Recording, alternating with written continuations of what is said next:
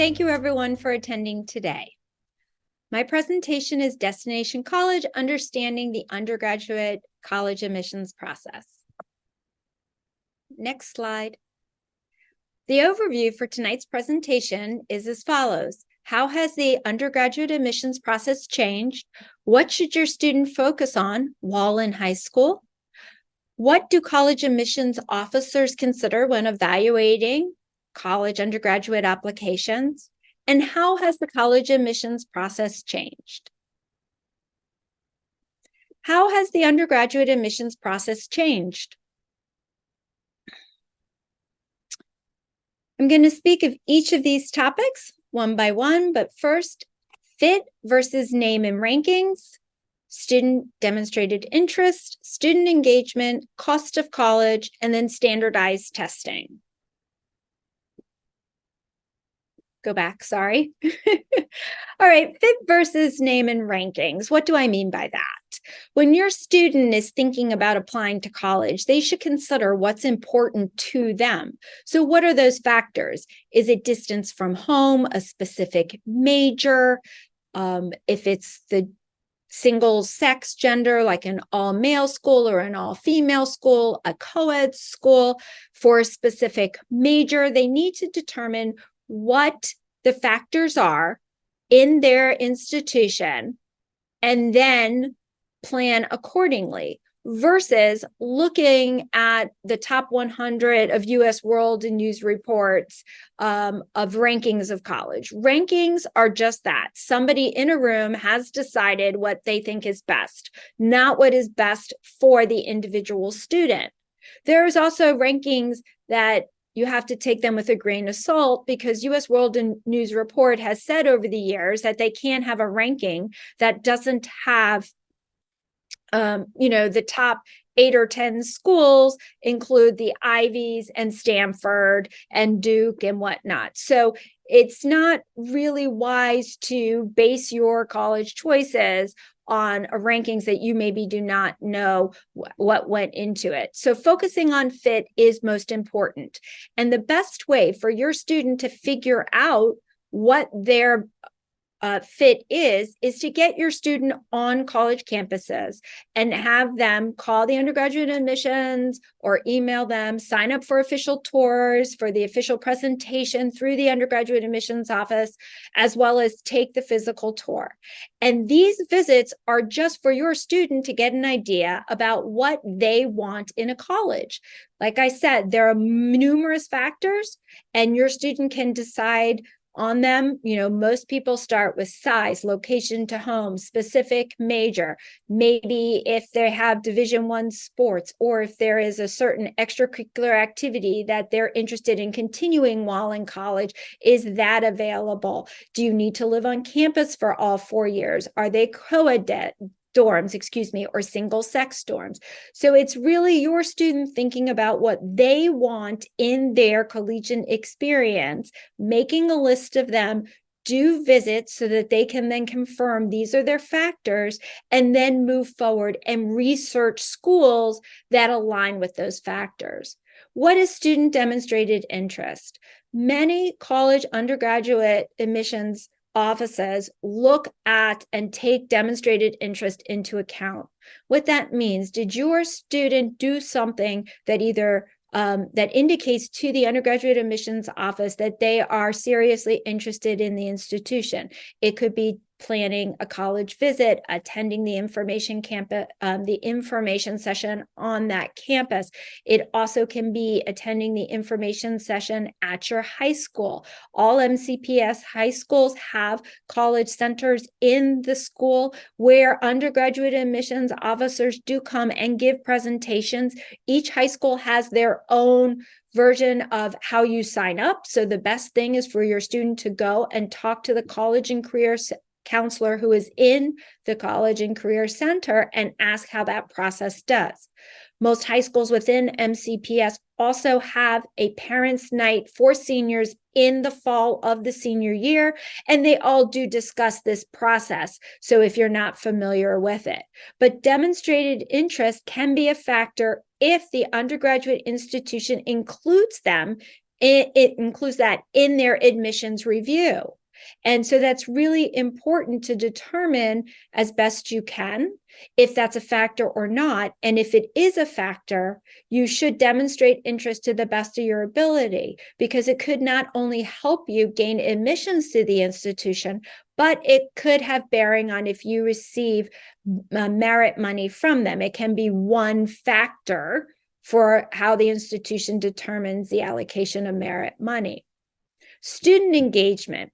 What I mean by that is that your teen is doing something, anything outside of the classroom. It can be sports, it can be community service, it can be work, anything outside of the classroom that, one, will help them maybe define or redefine a particular course of study while in college, but also getting them interested in things that they're interested in so that they have experiences that they can use when they write their college essays. Colleges want to know that you have a strong academic credit, but that there is more to you, because a student who is engaged in high school is more likely to engage in college. And for the college, an engaged student is more likely to be a benefactor, an active alumni post-graduation. So student engagement is really important. And again, it's any way your student wants to do it, inside the high school, outside, in the community, in the workplace. Lots of opportunities within our county, within our area, for your student to find what they're interested in and then move forward in it. I know that a cost for college is really high on the list for most parents. Not sure about students, but for most parents.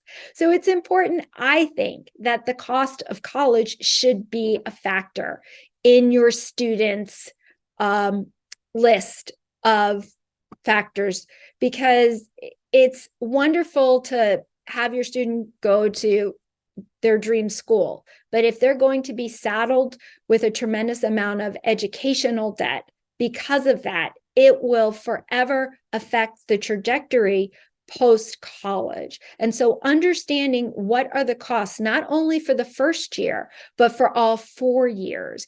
And then if the school has any scholarships, how does that work? How is merit aid determined? Some schools use a standardized test score like the ACT or the SAT. Some schools have their own calculation.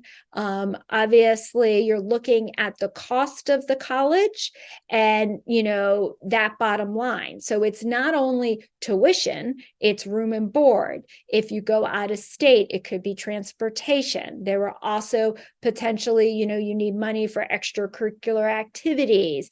How much of the student is the student going to contribute to their education? So all of that is important. It's also important to have a discussion with your student to determine, if they have an idea at this point, what they want to do, focus on, major in, and then post-grad. Because if your student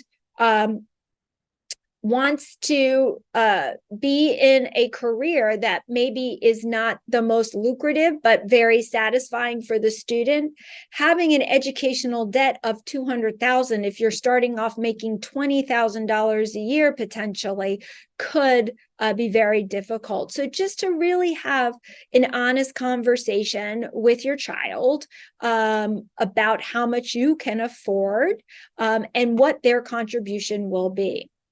Standardized testing has changed, obviously, since the pandemic. There were a couple years there where all schools were test optional, so that was wonderful. But now we're back to regular testing. So you need to, again, look at schools that you think may be on your list and determine if they are test optional, meaning that you do not need a standardized test like an ACT, an SAT, an AP or IB exams sent as part of the application. And if not, then if they're test optional, then you don't need to take them if everyone on your list is test optional. But testing is an important component. Most students do benefit from having some type of preparation, practice tests. There are There are some high schools, I think, that do offer some type of maybe testing, but again, go to the College and Career Center, find out what's offered at your high school. Obviously, there are private for-profit organizations that do test prep, and they're throughout the county. And so you could find one if you would, would like your student to do test prep outside of school, but that's obviously a fee for service. Next, please. What should your student focus on at high school? First and foremost, starting in 8th grade, if possible, create a 4-year high school course plan with your student. So make a chart, PowerPoint, whatever you want. You will have grades 9, 10, 11, and 12. You also want to have on this the high school classes that your student took while in middle school, if that were the case. It's really important to fill out this chart. It's important to have the core subjects, so English, math, social studies, foreign language, and science. Also, you want to put health on there. It's a requirement for graduation. It is a 1-semester class. MCPS usually offers it in the summer, so it's like 2 weeks of health if students don't like taking it during the school year. You also need a full year of PE while in high school. So I find that this 4-year plan is really important for 2 reasons. First of all, do it in pencil, or if you're going to have it on your laptop, somewhere where you can make changes. It should be a fluid document. But it's important for 2 reasons. As I said, one is it will ensure that you'll meet all of your high school requirements so that you graduate on time. So you want to go back to MCPS and find out what the requirements are for the year that your student is graduating, in case something changed, just to make sure. And also, it allows your student to sort of start looking into patterns. So in 9th grade, a lot of students will take gym. They may take their art credit. I'm sorry, there's also a year of art that you need. And they'll have the basics of English and math and social studies and science. But as your student is going forward, if they want to be a math major, you'll start to see pretty clearly, oh, I really like these math classes and I really like these things. So it may help your student define or redefine what they want to study in college. Now, why is that important? If you're going in just undecided, every school will have a College of Arts and Science or some version that has that same name, but every school doesn't have an engineering school. So, or an architecture school. So if these are things that your student may be interested in, it's important to sort of make the picture bigger in the beginning. And then as they're working through high school, hopefully they're starting to figure out what classes they like and they don't like. Next is develop and utilize strong organizational, interpersonal, and study skills. I feel this is sort of a lifelong learner bullet point, in the sense that it's really important for your students to practice things while in high school, while they're with you, while you're at home. So if they fall, you can help them stand up, so to speak.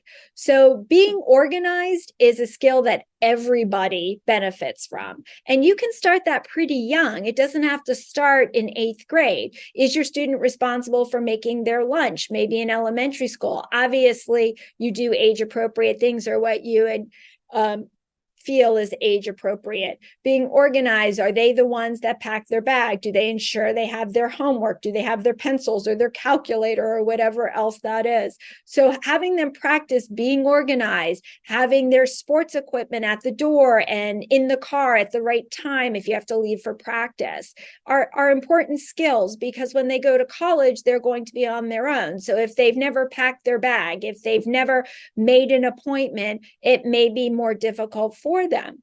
It's also important for them to utilize interpersonal and intrapersonal skills, because these are skills that we use in our whole life, talking with people, conversing, emailing, obviously, with being in a digital age, there is a lot of interaction, and to make sure that they're able to do it in a professional way too. So as they get older and they're looking for potentially summer programs, summer engagements, that they know how to correctly interact with people who are maybe older than them, adults already, someone beyond their own peers. And then, of course, study skills, because every student, every person is a lifelong learner, either directly or indirectly. And those are skills that are really good for a student to learn, even in, at the very beginning, like, where are you going to study? How are you going to study? Do you need a quiet space?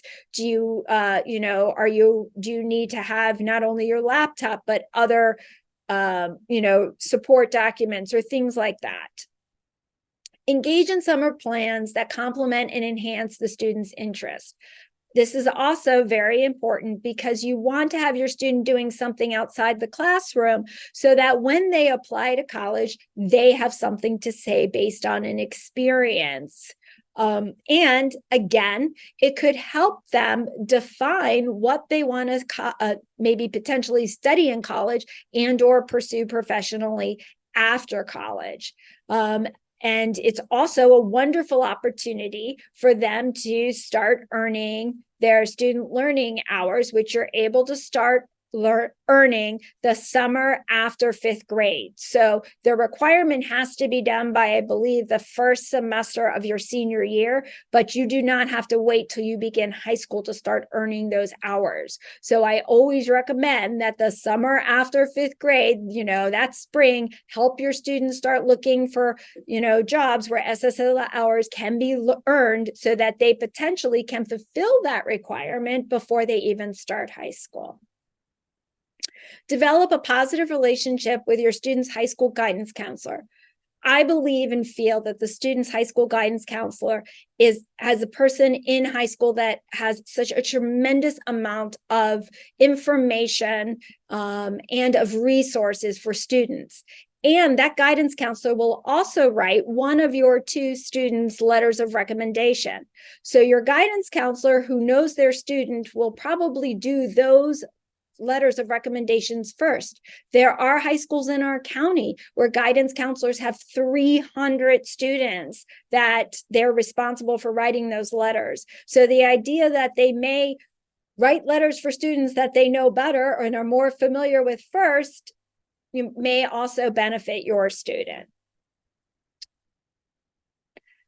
Foster positive relationships with teachers, like guidance counselors. Teachers have a plethora of information, not only at the school, but from their shared experiences outside. So if you maybe are interested in biology and you like your biology teacher, that biology teacher may be able to, get you into some program suggest a program or have resources for you. And many schools still require 1 or 2 letters of recommendation from a teacher. They should be from a teacher junior year, but if your student has never talked to a teacher until junior year, they may not be as comfortable if they can start earlier, because it's a wonderful skill to have, because it's not just about high school, it's about what you do in college and being comfortable talking to not only your peers but potential employers, and having those skills already being utilized can be a wonderful resource for your individual student. Identify and engage in extracurricular activities in school and the community. I just think students need to be engaged in general into whatever their passion is. But it's also important because when you start looking at those college essays, you want to have something to say. You want to say, I worked hard, I studied hard, and I did these interesting things that then, had this effect on me or enabled me to, that type of thing. Determine, register, and prepare for standardized testing if you plan on taking it. Standardized testing, when you can start taking it, is usually based on the level of math. Students that are accelerated in math can start taking SATs and ACTs depending on your level of math. Some students start as early as sophomore year. Most students will be testing in junior year also. And you need to determine if maybe you want to have professional help, or if you're, what resources are for you that don't require any fees. Re-examine the student's high school course plan annually. So before your student registers for classes for the next year, take out that course plan and look at it with the student and say, are you still all interested in this? Do you want to make any changes? It's another opportunity for you to engage with your student to see, to one, ensure that they're on track to graduate on time, and two, to see if they want to change any of the courses that they've had. Next, please. What is most important to college admissions officers when evaluating college applications? Number one, overall grades in all courses, followed very closely by grades in college prep courses. So those are classes that are beyond on-grade level, honors, AP, IB, advanced classes. Every high school has, similar courses available, but there are different high schools that have, different courses depending on if there are special programs or whatnot. So it's overall courses, but then college admissions will actually separate it out. Some of them do. Some college undergraduate admissions reps, when they're evaluating applications, they actually just they redo your GPA and they take out everything that is not a core requirement. So they can readjust your GPA, but it's really important for students to focus overall, but also to be very focused on those college prep courses. The strength of the student's overall curriculum, what do I mean by that? Have they, the amount of rigor that the student is choosing, it's based on what's offered at the high school. And again, I'm talking about only MCPS public high schools in this case, because private high schools have different variations. But if your high school offers AP or IB classes and the student is decided they're only going to do honors, when the college admissions rep is looking at the application, that will be taken into consideration, because there may be other students who are also from the same high school who have decided that they're taking a more advanced curriculum and have done well in that. But that said, your student should only take classes that they feel they can handle. If the most rigor is an honors class, then that's what they should take. There is no reason for your student to take an AP or an IB class and be completely overwhelmed and not be successful, because that really defeats the purpose. The purpose is that at some point, as parents, we all want our students to really embrace and enjoy learning, because at the end of the day, we're all lifelong learners.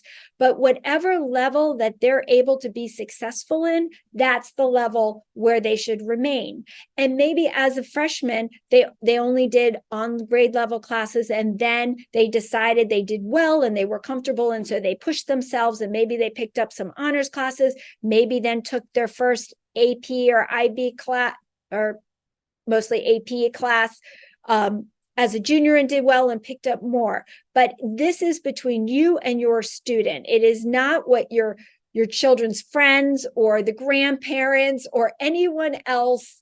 It's between the student and their parents. And it's really important for your student to find what is that level that challenges them, but does not completely overwhelm them. Because at the end of the day, you want your student to be happy and successful. Again, there's going to be another thing. Standardized testing, not all schools require it. If they don't, it's called test optional. The next slide.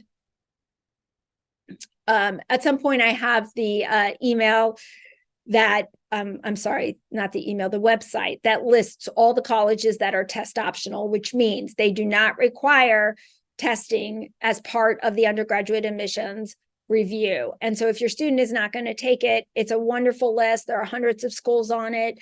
That's a good resource. So as I said before, the guidance counselor recommendation, that is highly regarded by undergraduate admissions. Have your student know their guidance counselor. just go in maybe once, twice, 3 times a year so that they know who they are. Guidance counselors are wonderful resources. They may learn about a summer experience or an activity at school or some type of connection. They're just really great people, has been my experience. There's also, as part of the application process, there is essays and writings samples that are part of the application process. Many schools have a main essay. If they're on the Common App, they have the questions. Those questions are always released August 1st before the senior year. And then schools can have supplemental essays, meaning that they could be short answers or, a word count, that kind of thing.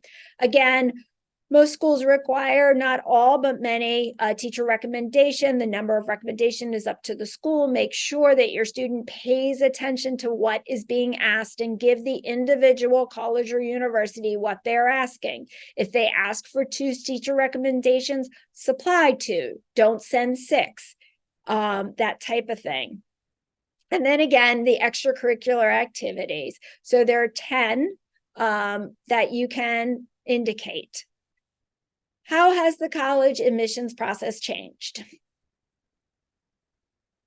As I said, here it is, test optional. The website is fairtest.org.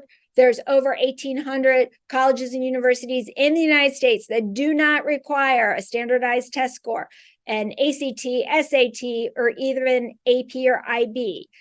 Schools on that website that are part of this, you just want to double check. Even if they don't require an SAT or ACT, there are a few that say, they want to look at the AP or IB. There can be variations of test optional. You just always want to,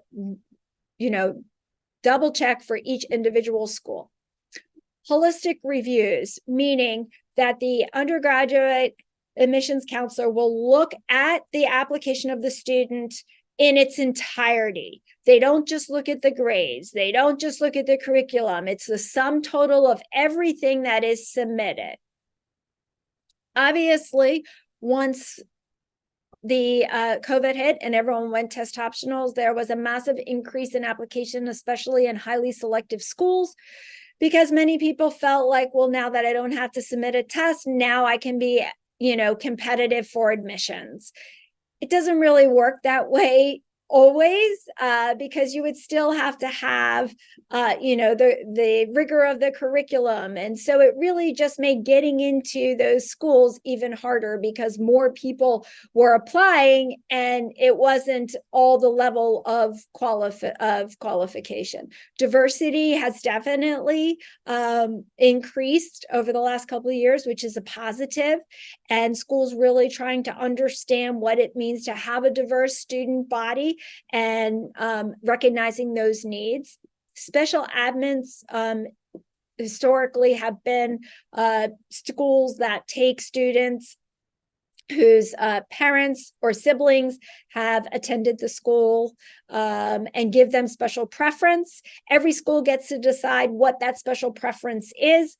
Sometimes it's just if you had a sibling, sometimes it's a parent. It's usually not a cousin or an aunt or an uncle.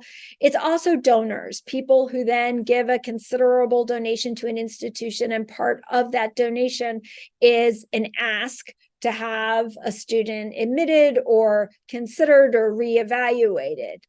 So special admins are not generally things that universities and colleges discuss. It's difficult to know after the fact. Sometimes there is reporting about the percentage of special admins, especially with the recent Supreme Court rulings, and how that's going to affect college admissions. International students used to be, prior to COVID, at some institutions, a significant portion of the student body. During COVID, obviously, international student populations reduced to near zero because they could not come into the country. People weren't traveling. International students are coming in. International students are not eligible for federal financial aid, which is from the U.S. government. You have to be a U.S. citizen, but there are schools that do offer potentially some type of aid for international students. It's very rare, but if that is your situation, again, you can ask admissions if there is aid or scholarships. It would not be from our federal government, it would be from the school specifically. Thank you very much for attending tonight.